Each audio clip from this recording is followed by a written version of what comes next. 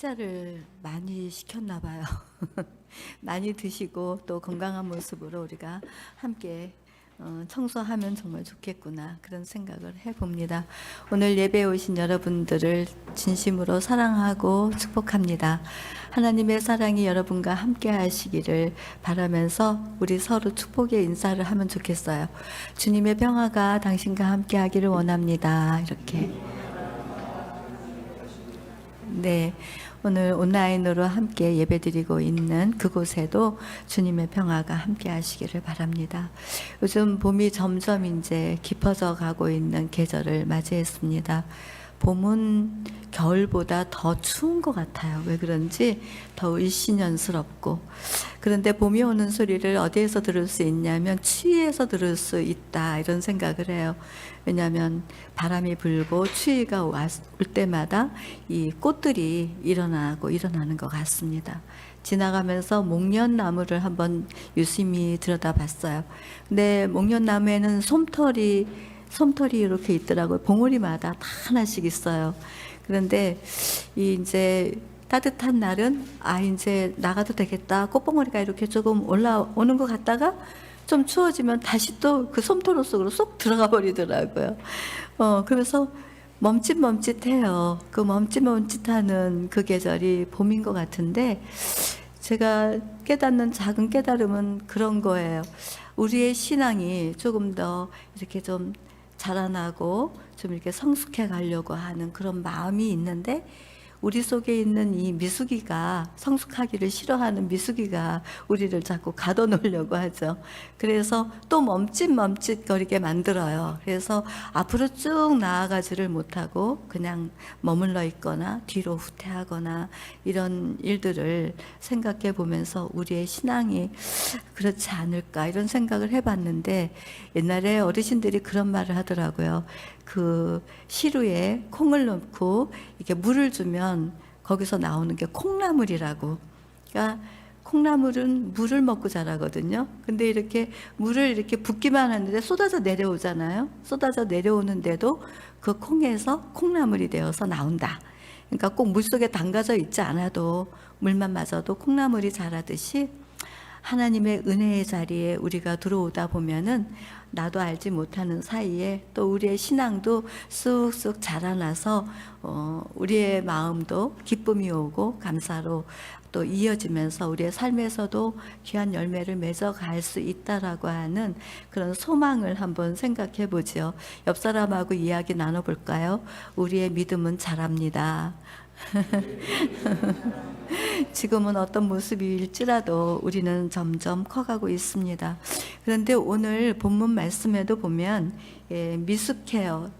제자들이 예수를 따르는 제자들의 신앙이 미숙해서 깨닫지를 못해요. 깨닫지를 못하는 그 이야기를 마가는 이렇게 기록을 해 놓았습니다. 31절 말씀에 보면 예루살렘으로 올라가는 길에 예수께서 그들 앞에 서서 가시는데 그들이 놀라고 따르는 자들은 두려워하더라. 이에 다시 12 제자들을 데리시고 자기가 당한 일을 말씀하여 이르시되 이렇게 기록을 했어요. 예수께서 예루살렘으로 가는 그 길은 승리의 목적보다는 죽어야 되겠다라고 죽음을 선택한 길이었습니다. 분명한 것은 예수께서 죽으신 후에 부활로 다시 나타나서 제자들이 가는 길을 인도해 가실 것이지만 오늘 본문의 예수는 순환을 목적으로 하고 있어요. 이 순환을 목적으로 하고 제자들은 그 뒤를 따르는 것으로 전개가 되고 있습니다. 제자들의 두려움은 어떤 두려움이었을까요? 예수께서 당하실 박해와 그 고난에 대한 두려움이었을까요? 아니면 예수를 따르는 제자들의 운명을 앞서가시면서 보여주시는 것에 대한 이 두려움과 놀람이었을까요? 아무튼 어쨌든 두렵고 놀란데 성경에는 아무런 반응이 없습니다. 오히려 이렇게 예수님께서 그 제자들의 두려움을 아랑곳하지 아니하시고 그 다음 이야기를 들려주시죠. 우리 34절과 33절과 34절 말씀을 같이 읽어보도록 하겠습니다. 시작. 보라, 우리가 예루살렘에 올라가노니 인자가 대제사장들과 서기관들에게 넘겨짐에 그들이 죽이기로 결의하고 이방인들에게 넘겨주겠고 그들은 능욕하며 침 뱉으며 채찍질하고 죽일 것이나 그는 3일 만에 살아나리라 하시니라. 아멘. 사실 이렇게 순환을 예고하시는 이 말씀은 마가복음 8장 31절, 9장 31절, 10장 32절로 세 번째로 자신의 임박한 죽음과 그 뒤에 따라오는 부활을 예고하신 말씀이에요. 이러한 말씀은 구체적으로 어떤 상태에서 예수께서 당하게 되실 것인지에 대한 말씀이죠. 그래서 대제사장들과 율법 선생들에게 배신을 당하고 넘겨지고 그들은 예수를 죽이기로 판결하고 이방인들에게 넘겨지고 이방인들은 예수를 조롱하고 침을 뱉고 채찍질하고 죽일 것이라고 하는 그 순환을 예고하고 계시는 거예요. 이렇게 예수께서는 아주 호되고 견디기 어려운 시련이 있다는 것으로 제자들에게 말씀하고 계셨지만 제자들의 반응은 깨닫는 방향으로 나아가지 못했다라고 마가는 이렇게 전개합니다. 35절 말씀은 제가 읽어드리겠습니다. 세베대의 아들 야고보와 요한이 주께 나와 여짜오되 선생님이여 무엇이든지 우리가 구하는 바를 우리에게 하여 주시기를 원하옵나이다. 두 제자는 예수의 순환 예고에 아랑곳하지 않고 오히려 자신들의 어떤 그 요구사항을 가지고 나아가고 있습니다. 예수님의 순환보다 더 중요한 그 뭔가가 있다라고 하는 것이지요. 그래서 예수께서는 내가 너희에게 무엇을 하여 주기를 원하느냐 이렇게 물어보시자 야고보와 요한은 서열에 관한 이야기를 합니다. 예수께서 영광 중에 오실 때에 한 사람은 그의 오른편에 한 사람은 그의 왼편에 앉을 수 있도록 자기의 자리를 정해달라는 거예요.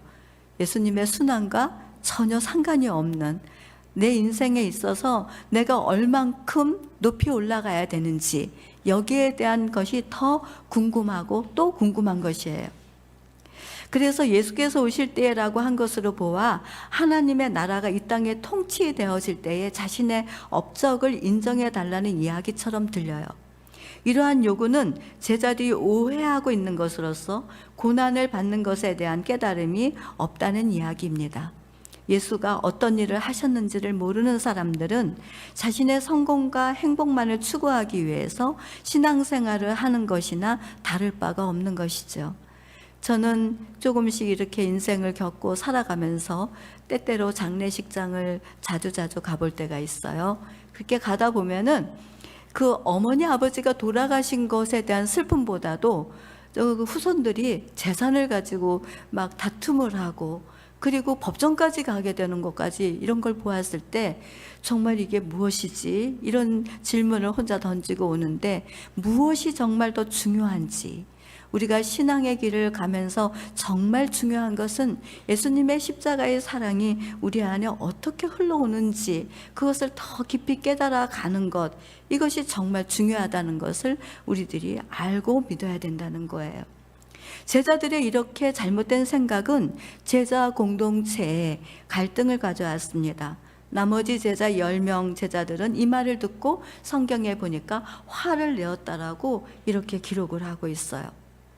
그러나 제자들이 화를 낸 것은 예수의 고난을 생각하면서 화를 내는 이런 것들이 아니라 어떻게 너희들만 높은 자리에 올라가려고 하느냐. 열제자의 자존심을 건드려 놓은 거죠. 그러니까는 자존심이 상처를 받은 거예요. 그래서 화가 난 것이죠. 그래서 이 불평과 질투가 서열 문제를 드러냄으로 인해서 갈등과 소요를 일으키게 된 것입니다. 제자 공동체는 십자가보다는 불편하는 공동체로 전락하고 말았어요. 주님께서 세워가는 가정이나 교회 공동체 안에 그리고 우리들이 살아가는 일터 그리고 이 나라 이 민족 안에 십자가보다는 더 사랑하는 것이 있을 때 이런 현상이 일어난다는 것을 우리들은 다 볼 수 있고 말할 수 있습니다. 지금이 사순절기입니다. 특히 예수를 따르는 하나님의 자녀된 우리들은 우리들의 마음을 스스로 높여서 상대방의 자존심을 건드려서 화를 내게 하는 일은 혹시 우리들 안에 있지는 않은지 이런 것들을 잘 성찰하면서 십자가의 사랑으로 회복해가는 저와 여러분이 되어야 될 줄로 믿습니다. 38절 말씀을 같이 읽어보도록 하겠습니다. 시작. 예수께서 이르시되 너희는 너희가 구하는 것을 알지 못하는도다. 내가 마시는 잔을 너희가 마실 수 있으며 내가 받는 세례를 너희가 받을 수 있느냐. 자, 이러한 질문에 대해서 제자들은 할 수 있다고 그렇게 응답을 합니다. 그러한 제자들에게 너희들이 잔을 마시고 세례는 받을 수 있지만 너희들이 좌편과 우편에 앉는 이 일들에 대해서 주권은 오직 하나님께만 있다, 이렇게 말씀을 하십니다. 그러니까 이 말은 예수를 따르면서 세례를 받고 그리고 예수님의 고난에 참여할 수도 있겠지만 너희들이 예수를 위해서 일하고 섬기고 사랑하고 하는 것들에 대해서는 자랑할 수 없고 그 이후의 일들에 대해서는 너희들이 인정해달라고 말할 여지가 없는 것은, 그것은 오직 주권은 다 하나님께 있기 때문이다. 우리가 교회 공동체를 섬기고 가정에서 섬기는 일을 진행해 가면서 나의 의를 드러낼 일이 전혀 없어요. 우리들은 다만 하나님께 소망을 두고 그분이 일하시는 것 알고 계시겠지, 그 믿음 안에서 우리들은 나아가는 것 뿐이죠. 그래서 예수를 따르면서 살아간다는 것은 몹시 외롭고 고독합니다. 그럼에도 불구하고 우리들의 행복한 이유는 하늘에 소망을 두고 가기 때문이지요. 그 나라에서 하나님께서 우리들이 손대어 섬기고 교회를 사랑하고 하나님의 뜻을 이루기 위해서 애쓰고 정말 마음의 아픔과 눈물로 주님께 나아가는 이것을 다 알고 계시기 때문에 그 나라에서 우리들에게 위로를 주실 뿐만 아니라 지금을 살아가고 있는 이 시간에도 우리들이 겪어가는 고난 속에 하나님의 위로가 있고 또 소망을 주신다는 것을 이해할 수 있는 깨달음이 있을 때 우리들은 충분히 기쁨으로 우리는 살아갈 수가 있게 되는 것이죠. 예수를 따르는 참된 공동체는 어떤 모습으로 살아야 되는지 예수님이 하시는 말씀이 44절에서 45절 말씀입니다. 우리 같이 한번 읽어보도록 하겠습니다. 너희 중에 누구든지 으뜸이 되고자 하는 자는 모든 사람의 종이 되어야 하리라. 인자가 온 것은 섬김을 받으려 함이 아니라 도리어 섬기려 하고 자기 목숨을 많은 사람의 대속물로 주려 함이라. 아멘. 예수께서 야망으로 차 있는 제자들에게 참된 제자도의 성격과 메시아로서 마지막으로 교훈은, 크게 되고자 하는 자는 그들의 바람은 겸손한 섬김으로 돌려놓으시려고 하는 예수님의 마음이 담겨져 있습니다. 다른 사람의 종이 되어라. 너희들이 크고자 하면 다른 사람의 종이 되어라, 이렇게 말씀하시는 거죠. 그러니까 예수님의 제자들은 끝자리로 가야 함을 이야기하고 있습니다. 근데 제자들은 끝자리로 가려고 양보하지 않고 어떻게 첫째가 될 수 있느냐에 관심을 두고 있는 제자들의 속마음이 예수 앞에 들통이 난 것이에요. 예수께서는 다른 사람을 지배하려는 바람은 이방인들이나 하는 행동이다. 너희들이 잘났다고 소리치고 계속해서 명예와 권력을 추구해 가면서 약한 사람들을 지배하려는데 이 주인이 된다고 하는 것은 세상의 방식이다. 예수를 따르는 너희들은 나를 따라와야 된다. 누구든지 크고자 하면은 가장 끝자리로 내려가라. 이러면서 세상 방식을 따라가지 말고 이제 예수를 따르는 제자들로 부름을 받았으니 너희들은 예수를 따르는 이것에 변화를 받으면서 나를 따라오너라, 이렇게 말씀하고 있는 것이에요. 이날 이후 제자들은 알지 못해서 잘못된 말을 했지만 그 과정을 지나 부활하신 예수를 만났을 때 성령을 받음으로 세상 속에서 예수의 복음을 전하기 위해서 자신을 대속제물로 내어주는 희생제물이 되었다라고 성경이 말하고 있습니다. 여기서 대속제물이라고 하는 것은 인간의 상해나 범죄에 대한 보상으로 종이 된 친척을 돈을 지불하고 자유케 하거나 첫 소산의 희생물에 같이 해당하는 가격을 지불하는 금액을 가리키는 것으로서 나 아닌 다른 사람을 위험한 곳에서 건져내기 위해서 자신을 희생제물로 바치는 것, 이것을 대속제물이라고 말하는 것입니다. 예수께서 대속제물이 되신 이유는 많은 사람을 살리기 위해서, 즉 영원한 생명을 주기 위하여 하나님의 뜻에 순종한 희생이기 때문에 우리들 역시 하나님의 자녀로 살아가는 저와 여러분들은 예수 안에서 영생을 얻었다라고 하는 이 진리를 믿음으로 말미암아 우리들도 다른 사람의 생명을 살리기 위해서 희생하고 헌신하는 것, 여기에 대해서 하나님은 우리를 인정하실 뿐만 아니라 위대한 일을 했다, 유일한 승리의 사람이라고 분명히 하나님은 우리에게 그렇게 말씀해 주실 것입니다. 성경에서 우리들을 왕같은 제사장이라고 표현을 합니다. 제사장의 역할은 다른 사람이 죄를 대속해 주기 위해서 소나 양이나 닭을 그 상대방의 백성의 죄를 전가시켜서 죽이고 그 피를 그리고 그 지성소에 나아가서 뿌려서 그 죄를 용서받았다라고 하는 일을 하는 거예요. 그러니까 동물을 죽이는 일을 앞장서서 했던 사람이 제사장이에요. 근데 우리는 예수 그리스도께서 희생 제물이 단번에 되셨기 때문에 우리는 그 믿음 안에서 우리는 제물을 잡거나 하지는 않지만 이미 예수님이 대신 제물이 돼 주신 거죠. 근데 이제는 우리는 제사장으로서의 역할은 우리들도 다른 사람의 죄의 짐을 우리가 짊어지고 그들을 위해서 무엇인가를 희생 제사를 드릴 수 있는 그런 일들이 일어나야 된다는 것을 얘기하고 있는 거예요. 우리는 제사장들입니다. 이 세상이 어둡습니다. 그리고 혼란스럽죠. 죄악으로 가득 차 있습니다. 이 죄악으로 가득 차 있는 그 사람들이 영원히 살아서 영원한 생명을 얻을 수 있도록 우리들이 그 사람들에게 희생 제물이 되어줘야 한다는 얘기를 하고 있는 거예요. 예전에 고난 주간이 오면 양화진을 가끔 갔습니다.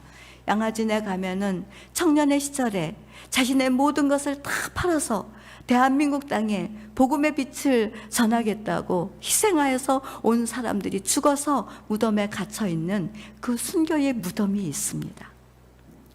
예수 그리스도를 전하기 위해서, 한 영혼을 살리기 위해서 이 땅에 와서 자기의 생명까지도 초계처럼 버리는, 재산뿐만 아니라 자기의 생명까지도, 젊은 시절뿐만 아니라 모든 것들을 다 바쳐서 복음을 위해서, 영혼을 살리기 위해서 순교의 길에 들어선 그 동네가 그 합정동에 있습니다. 가끔씩 거기를 가보면 신앙을 다시 한번 일으켜가는 그 일들이 우리 안에 흘러오게 되죠. 그러나 누군가를 위해서 희생한다는 것은 너무나 어려운 일이겠죠. 얼마나 힘든 일입니까? 그렇죠? 희생한다는 건 쉽지 않아요. 그래서 히브리서 5장 7절에 이렇게 예수님께서도 이런 고통을 받으셨다고 이렇게 성경은 말합니다. 우리 같이 읽어보도록 하겠습니다. 시작. 그는 육체에 계실 때에 자기를 죽음에서 능히 구원하실 이에게 심한 통곡과 눈물로 간구와 소원을 올렸고 그의 경건하심으로 말미암아 들으심을 얻었느니라. 아멘. 예수께서도 대속제물이 되실 때 그냥 신나는 마음으로 하신 게 아니에요. 심한 통곡과 눈물과 자신의 생명을 내어놓는 그 아픔, 말로 형용할 수 없는 희생을 치르면서 우리들에게 영생을 주기 위해서 자신이 대가를 치렀죠.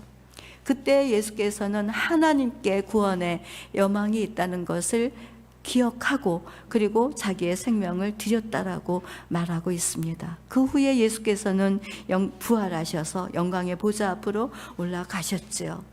그래서 우리의 구주가 되셨습니다. 온 세상의 구원자가 되셨습니다. 여기 있는 저와 여러분들은 값없이 은혜로 영생을 얻었지만 그 고통은 이루 말할 수 없는 값진 것입니다. 예수를 따라 하나님의 자녀로 살아가면서 누군가에게 생명을 전하기 위해서 받는 삶이 버거움이 있다고 한다면 구원의 근원이 되신 예수께서 도와주실 것을 우리는 믿어야 합니다. 예수께서도 하나님의 아들이시면서도 고난을 순종함으로 온전하게 되셨기에 그 뜻을 이루기 위하여 수고하고 애쓰는 사람들의 고통을 구원해 가시는 근원이 되신다는 것, 이것을 우리들은 잊지 말아야 합니다. 우리들을 구원하기 위하여 자신을 내어주신 그 사랑은 지금도 우리 안에 도우심의 근원이 되심을 믿으며 하나님의 부르심에 순종하고 따르는 우리의 모습이 되어야 될 줄로 믿습니다. 만약에 이러한 예수께서 치르신 그 고난의 대가, 이것을 우리들이 진리를 깨닫지 못하고 신앙의 길을 걸어가고 있다면 오늘 우리들이 만나는 하나님의 성경 이야기 속에 이 두 사람 요한과 야고보는 바로 우리들 자신의 모습으로 마치 거울을 보는 것 같을 것입니다. 그것은 세상 속에서 필요하다고 생각하는 직장의 승진이나 새로운 직업, 또한 좋아하는 것을 치르기 위해서 제 가운데 은밀히 행동하는 것들, 또는 큰 집, 우리가 이 세상에 어떤 소유를 가지고 욕심을 부리며 살아가는 그런 일들로 가득가득 채워져 있다면, 우리들의 기도 속에 우리 잘 먹고 잘 살고 잘 되는 성공과 행복에 집중되어져 있다면 아마 어쩌면 우리들은 우리들의 수치를 모르는 금을 파내는 사람처럼 보여지게 될 것입니다. 물론 그렇다고 그 일을 구하지 말라는 얘기는 아닙니다. 그러나 우리들에게 있어서 가장 중요한 것, 그것이 있다면 예수 그리스도의 십자가의 고난을 잊어서도 안 되고 그 사랑이 어떻게 흘러왔는지를 우리가 놓쳐서도 안 되고, 그것을 우리들에게 이루어 주신 것이 왜 이루어 주셨느냐, 그것은 우리를 통해서 한 영혼을 하나님께로 이끌어 가기 위해서 하나님이 우리들에게 그 영생의 축복을 주신 것이에요. 그렇기 때문에 우리들은 어떻게 해야 되느냐, 이제 우리들이 아무리 힘들고 어렵다고 할지라도 세상의 행복과 성공에, 그리고 우리들의 평안함에 마음을 두는 것이 아니라 고통이 있어도 한 영혼이 하나님께로 돌아오는 것에 마음을 두며 살아야 합니다. 오늘의 말씀을 들으며 내 기도 속에 지금 생각나고 있는 그 한 영혼을 품고 그 사랑의 기도를 드리고 있는지 한번 우리들은 생각을 해 보아야 된다는 것입니다.